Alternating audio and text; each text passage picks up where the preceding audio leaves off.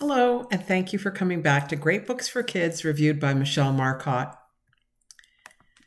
Today's book, Insignificant Events in the Life of a Cactus by Dusti is about middle school kids with extraordinary abilities who, although harmed by teasing and bullying, are leading interesting and fun lives.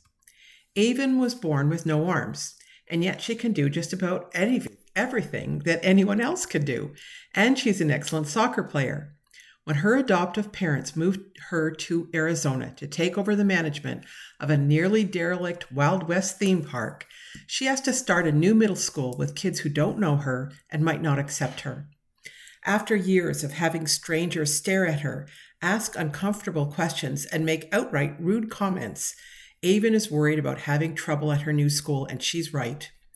She is made to feel so self-conscious about how she does things, for example, eating with her feet, that she hides in the bathroom, in the library, or at the far side of the schoolyard at lunch.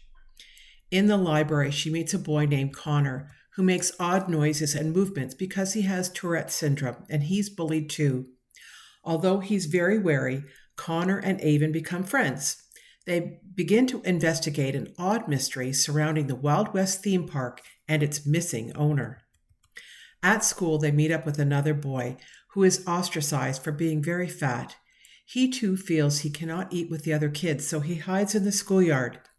This threesome then sets out to solve the mystery with a surprising result. It's first and foremost a good story, fun, funny, and interesting. But woven through this book is information about bullying and about kids whose abilities are different than other kids. This is a book everyone can and should read because, in fact, every child has different abilities and kids need to learn that about themselves and other kids. I highly recommend this book. It's summer. It's a great time to read. I'm a mother and a grandmother, so I know kids have plenty of other things to do. But reading is important for their knowledge and social development. Set reading goals and provide incentives for kids to read. And that's my grandmotherly lecture for today. Here is where you start. Insignificant Events in the Life of a Cactus by Dusti, who has also written other books about other kids who have differences. You can find it at great libraries, at bookshop.org, and at Amazon on the link in the comments section below.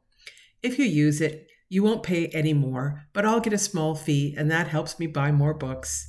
Please remember to subscribe and hit the notification bell. Thank you very much. Bye-bye.